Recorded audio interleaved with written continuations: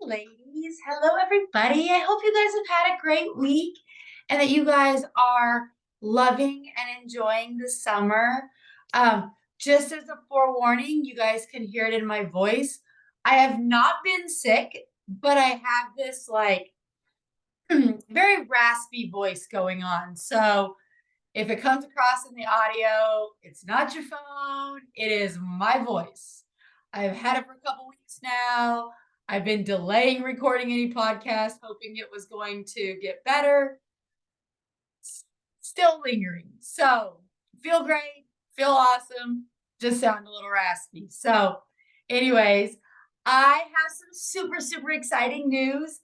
I talked to my publisher, and my book is going to be officially available for sale on June 20th.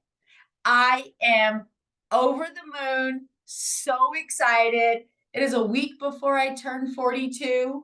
And so I am just like so excited about it. So if you guys watch this, if you would like, share, subscribe, log on to my website, which is www.mrsbeckyspore.co. You can catch me on Facebook. You can catch me on the IG at Mrs. Becky Spore. I'm going to have links for you guys so you can get in there and purchase it. It has just been such an amazing blessing to be able to write the book, share my story, share my heart for women and all that we're asked to do. And I feel like, as I've been interviewed for some podcasts, I feel like it fits so many different areas of womanhood and the wifehood and the momhood, because we know these hoods are real, right? They're challenging, but they're so fun and so fulfilling. So June 20th, put it in your phone, get ready. The book is coming out. It's going to be called Take Ownership. Ladies, own your identity, your value, and your worth, and finally own your life. So my first copy should be coming in the mail in a few days, and I'm going to unbox it for you guys live on my Facebook channel. So make sure you guys are subscribed to that. Like always, thank you so much for being here with me, being part of this community, part of these conversations. I really appreciate that. It means so much to me that if I can take the hard lessons that I've learned over my life and be able to share them with you and maybe give you a tip or a trick every now and then that makes life run a little smoother, feel a little less chaos, make you feel like you own your life, make you feel like you have your own identity outside of wifehood and momhood, that I am so grateful for the journey to be able to share that with you. So we know we're doing this together and these conversations are real. And I'm just grateful for all of you. So share it, like, share, subscribe. Mamas need other mamas. Women need other women. Wives need other wives, right? To encourage, to uplift. And just that's what this community is all about. It's just rallying behind each other. So I appreciate you guys being here and listening. So last week I talked about non-negotiables, things that I do in my life that are non-negotiable for me. And I gave you 5 of mine. I have a longer list of things, but those 5, in all seasons, those 5 stay the same. One of the questions I got, and you guys, I even had to go back this last week, right? Because we're doing all this life together, was when we learn our non-negotiables, when we sit down and we really dive into what are our non-negotiables, what do we need in our lives to function at our optimal level? What are things that help us be the best versions of ourselves? Because when we are the best versions of ourselves, we're able to give our best to everybody else, to our husbands, to our kids, to our bosses, to our friends. But so common, we don't know what our non-negotiables are. We don't know what we need to fill our own cups. We don't know what our worth is. We don't know what our identity is. And we don't know where our value is coming from to help us operate at our best selves. So when we don't know that, then we don't give our best to everybody around us. They get what's left. They get the pieces that are kind of mangled and put together. And that's none of what we want, right? That's not what we're doing. We so desperately want to give everybody our best, but society, culture, hierarchy of family sometimes tells us that it's all about that self-sacrificing because that's what good wives and that's what good moms do. And I lived that pendulum swing for years, right? We talked about that, that I just kept giving and giving and giving. But what I have learned is that if you take care of yourself first, if you learn your non-negotiables, if you learn the things that fill your cup and that give you your identity, they give you your value, give you your worth, you then are filled up and you're at your best, and then everybody gets the best of you instead of what's left. It's We have to break this mold of that it's selfish, and I'm using air quotes, that it's selfish to make ourselves the priority first thing. Because if we can do that, if we can fill our cups, if we can do our non-negotiables for our life, our cups get full.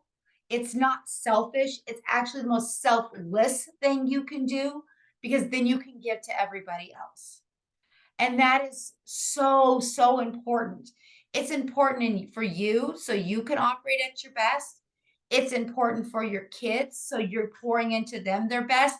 And they're also learning and modeling that taking care of themselves is a priority.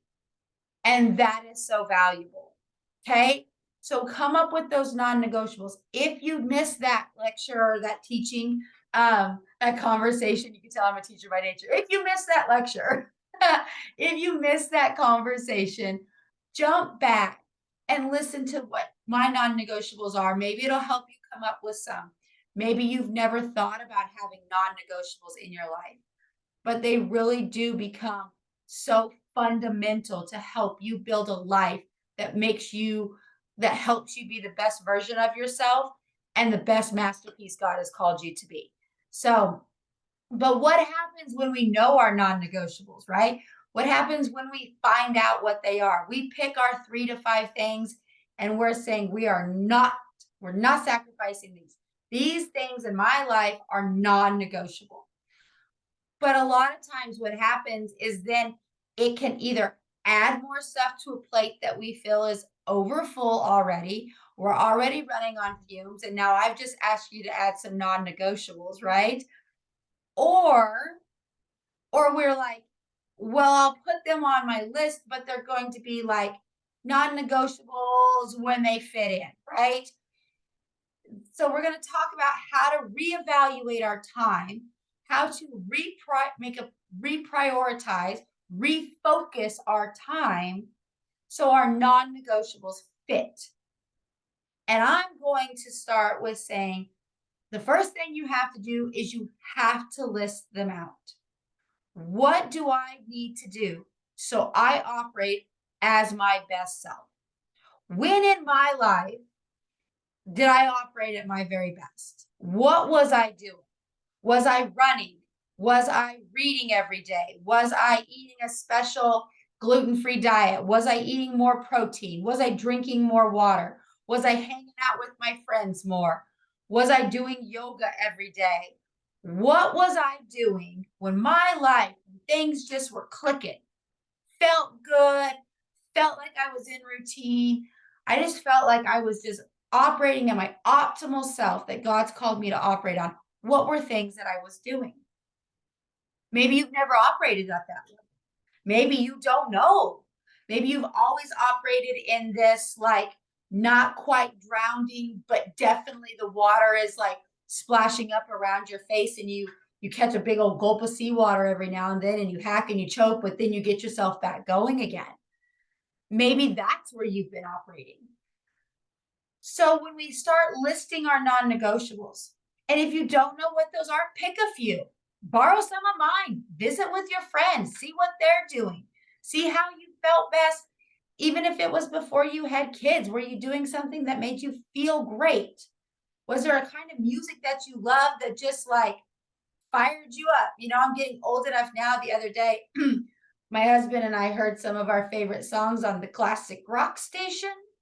That was a tad bit painful from our youth. But maybe it's the type of music that you like, right? Find something that helps you operate at your best and make that your non-negotiable, and then list them out. You guys know, like, I'm a firm believer in the power of writing things out. So write out your non-negotiables, know what they are. Then once you know, pick 3 to 5, right? Pick 3 to 5 of your non-negotiables.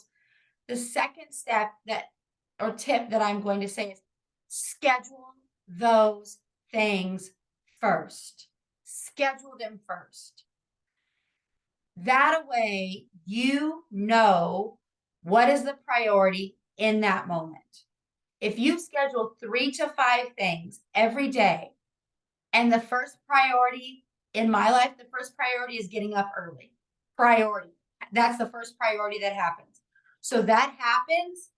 And when that happens, then my second priority can happen. And I get to read my Bible every morning in the quiet. And I get quiet time and prayer time and time for my gratitude journal. But it all stems from the first thing, from the first priority of getting up. So we have to schedule that time. And I block that time off for my non-negotiables like it is a life-saving doctor's appointment. Because, ladies, it is that important. It is that important. I don't care whether your mama tells you that that's not how she did it, and it doesn't matter because, you know, we didn't have all this worried about mental health and we didn't worry about self-care. We just did it. I don't care if that's the hierarchy of your family. I don't care if it's your teenagers being upset because you're up early and the lights on and they can see it in their room. I don't care. You need to schedule your time. That is the first thing you should put on your time management, your calendar, your day, is the things that are going to fill your cup. Schedule your non-negotiables. Put them in there.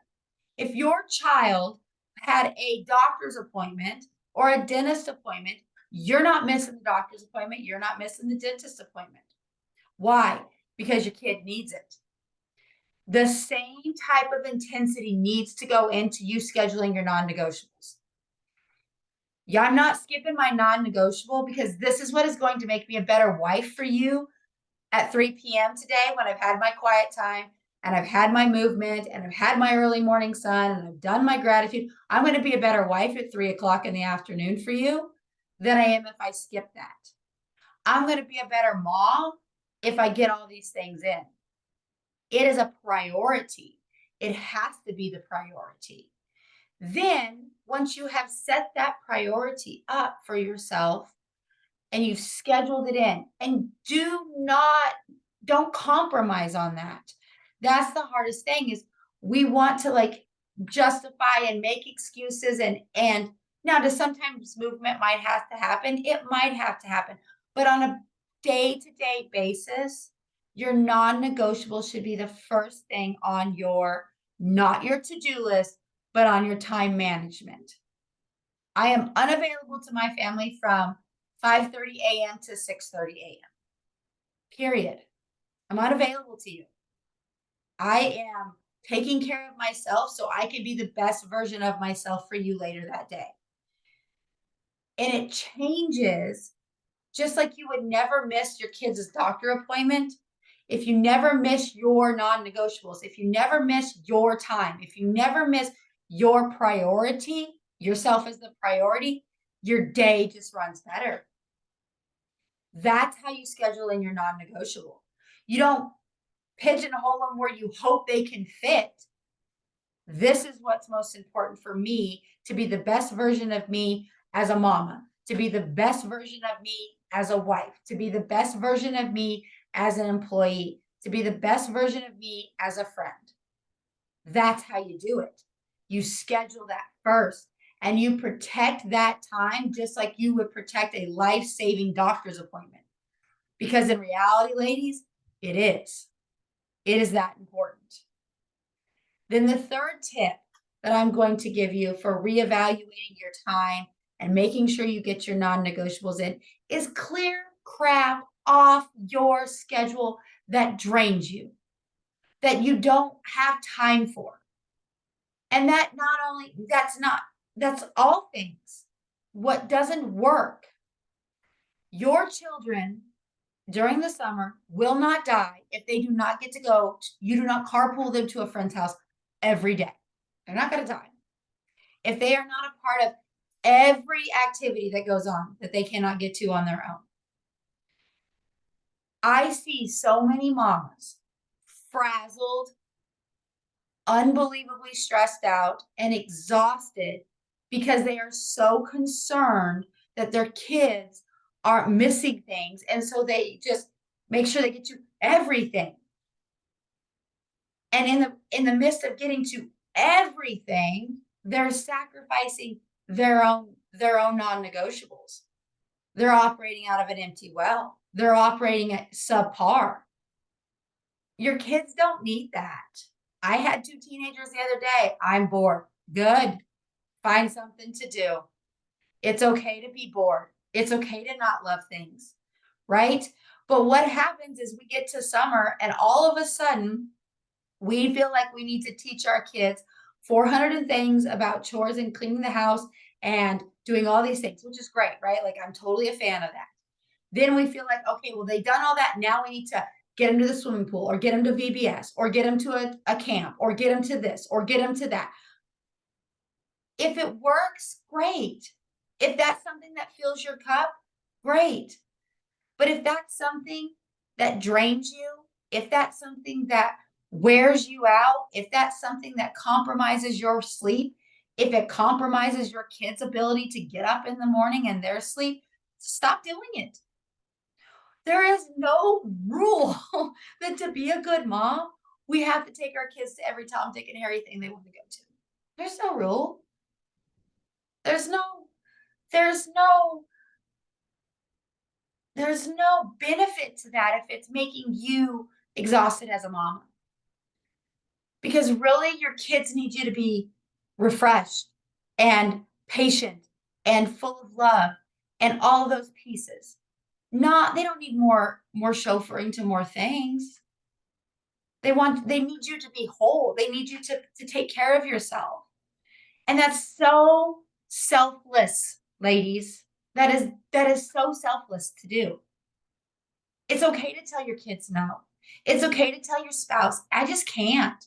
Like I'm tapped out. Like this, I can't. And it's okay. I think sometimes I felt like it when I was a young mama, I needed permission for somebody to say, you don't have to do everything with your kids. You don't have to, they don't need a more robust social life than you need. You don't have to say yes to everything that they want to do. I think that was such a foreign concept for me that until an older mom, just like I'm telling you, an older mom was like, just say no. Just say no. You don't have enough bandwidth for that. You don't have enough energy for that. And it's not selfish. It's teaching your kids like, hey, I got to take care of myself. I'm going to pour into you, but I'm not going to pour into you at the expense of myself. We can't function in that self-sacrificing pouring from an empty cup so everybody else feels better, so everybody else feels good. That's not the journey we're on. We're on the abundant life journey from God. And it's okay to say no to things that drain us. Sometimes when we start reevaluating our calendars and we start reevaluating our non-negotiables of what we're willing to do, sometimes it's not about adding more things. Sometimes it is about learning to say no and taking crap off the calendar. It's about simplifying. It's about doing less. It's about doing the things you're doing and doing them well, but not doing everything. doing less. And it's okay. It's powerful. It's good to do that. You should never feel guilty for that, ever. You should always think about how that's going to affect your cup, how that's going to affect you. Because if you're tired and you're bitter and you're exhausted and you're lay in bed in the mornings feeling like you are behind before your feet even hit the floor, that's not a life that is giving sacrificing for your kids. That's not healthy for you. It's not healthy for your family. Functioning in your non-negotiables, taking care of yourself, making yourself a priority so you can operate on your best, that's healthy. That's healthy for you. That's healthy for your family. So as you guys start working on your non-negotiables this summer, don't be afraid to list them out, to have that conversation. If you've got big kids, have that conversation. I sit down with my kids and they know you guys are going to have to do these pieces because I need these things to be better for you. And you know what they always say? Okay. Because at 5 o'clock in the evening, when mom's not grouchy and we're still laughing and joking in the kitchen because I've gotten what I needed throughout the day, they're happy. They're excited for the day. And it teaches them for them to be able to say, this is what I need today, mom. This is what I need today. And I'm like, okay, let's get you what you need. It creates this healthy dynamic in our family. And that's so powerful. So, so powerful. So find your non-negotiables, list them out, schedule them. Schedule them like they are life-saving appointments because they are. They are that important. No matter what anybody tells you, they are that important. And then remove things that eat up the time, that keep you from operating in your non-negotiables, that keep you from doing things that help you be the best for your family, the best for your husband or your partner, and the best for you. It's so freeing and it's so amazing. And I know you guys can do this. And I'm hoping by saying these things that we understand it's empowering and it's freeing and it's good and it's like giving permission to yourself to say, okay, I can say no. I don't have to do everything. I can make time for myself and flourish. You ladies have a great week. I am so grateful for all of you. And like always, I am in your corner and I'm on my side. I'll see you guys next week.